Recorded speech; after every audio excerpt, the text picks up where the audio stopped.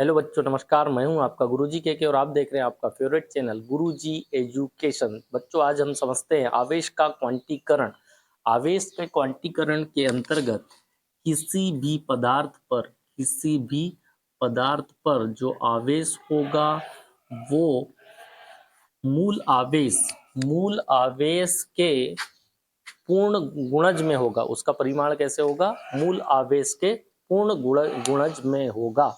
अर्थात किसी भी पदार्थ पर आवेश का परिमाण मूल आवेश के परिमाण के पूर्ण गुणज में होता है। यहाँ पर Q इज इक्वल टू है आपका आवेश, N जो है यहाँ पर पूर्णांक हम जानते हैं 0, धनात्मक ऋणात्मक 1, पॉजिटिव नेगेटिव 2, पॉजिटिव नेगेटिव 3, ये हो गए हमारे पूर्णांक। और यहाँ पर E क्या है? E जो है एलिमेंट्री चार्ज, जिसका मैग्नीट्यूड है 1.6 इंटू 10⁻⁻19 कूलम। और हम जानते हैं बच्चों,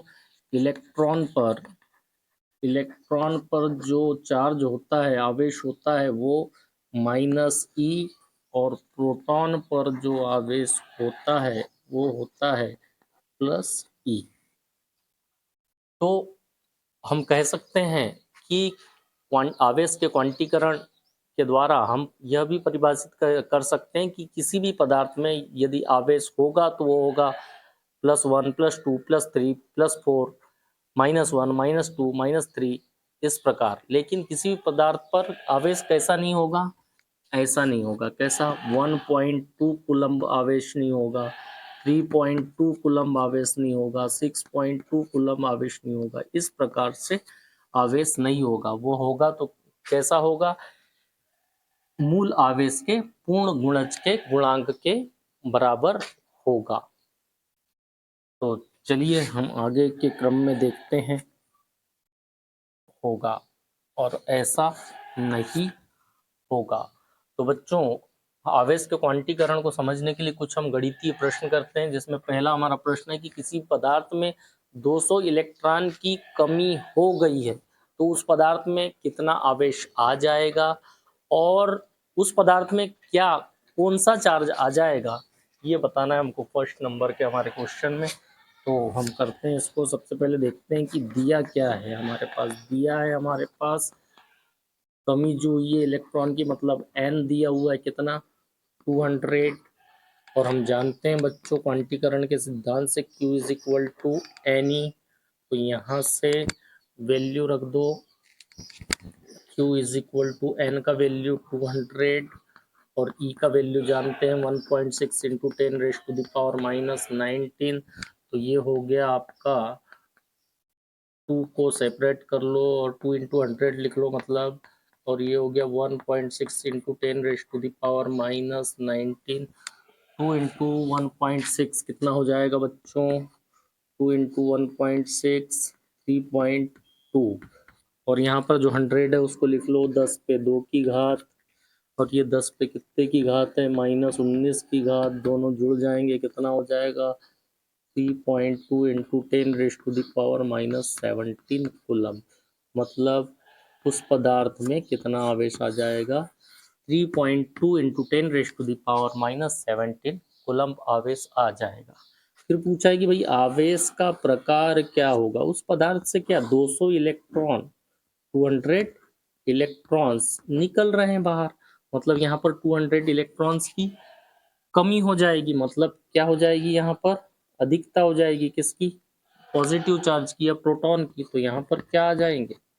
यहाँ पर क्या आ जाएंगे? पॉजिटिव चार्ज आ जाएंगे। मतलब आपका जो टाइप है, आवेश का प्रकार है, वो क्या होगा? धनात्मक आवेश हो जाएगा। अब हम हमारा दूसरा गणितीय प्रश्न है, क्या किसी पदार्थ पर 3.2 इंटू 10⁻⁻19 कूलम्ब आवेश हो सकता है? यदि हम इसको सॉल्व करेंगे, यदि n का वैल्यू आया हमारा क्या? पूर्णांक, धनात्मक आ जाए या ऋणात्मक आ जाए। पूर्णांक आ गया हमारा n का वैल्यू, तो हम क्या कहेंगे कि भाई उस पर इतना आवेश हो सकता है। तो उसने पूछा है कि क्या किसी पदार्थ पर कितना आवेश Q is equal to 3.2 into 10⁻⁻⁻19 coulomb, इतना आवेश हो सकता है क्या पूछा है। और हम जानते हैं Q इज इक्वल टू हमारा होता है एन ई, तो यहाँ से N इज इक्वल टू हो जाएगा Q बाय ई। Q का वैल्यू हमें पता है 3.2 इंटू 10⁻⁻19 और E का वैल्यू हमको पता है 1.6 इंटू 10⁻⁻19। ये दोनों कैंसिल हो जाएंगे और 16 से ये चले जाएगा कितने बार, 2 बार। तो n इज इक्वल टू कितना आ जाएगा बच्चों हमारा 2। मतलब हम कह सकते हैं, क्योंकि ये इंटीजर आ गया, पूर्णांक आ गया है, तो हम कह सकते हैं कि भैया हाँ, किसी पदार्थ पर 3.2 इंटू 10⁻⁻19 कूलम आवेश हो सकता है। तो बच्चों ये हो गया।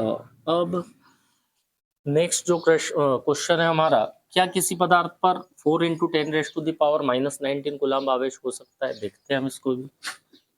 एन का वैल्यू अगर पूर्णांक आया तो ठीक है, हो सकता है, नहीं आया तो नहीं हो सकता।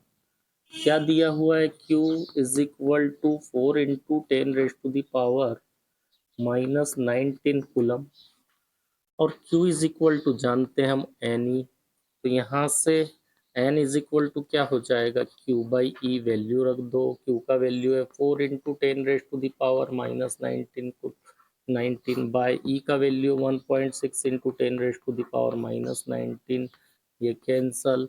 16 से ये चले जाएगा 2.5 बार, 2.5 आ गया। मतलब यहाँ पर इंटीजर नहीं आया, एन का वैल्यू क्या आया, 2.5 आया। मतलब हम कह सकते हैं कि भाई किसी पदार्थ पर इतना आवेश, मतलब 4 इंटू 10⁻⁻19 कूलम आवेश नहीं हो सकता। तो ये थी कहानी बच्चों आवेश का क्वांटीकरण की। इसी तरह आप हमारे चैनल पर प्यार बनाए रखें और ज़्यादा से ज़्यादा हमारे चैनल को शेयर करें, ताकि ज़्यादा से ज़्यादा छात्र हमारे चैनल का लाभ ले सकें और हम ज़्यादा से ज़्यादा अच्छे से अच्छा, बेहतर से बेहतर कंटेंट आप लोगों के लिए बना सके। जय हिंद, जय भारत।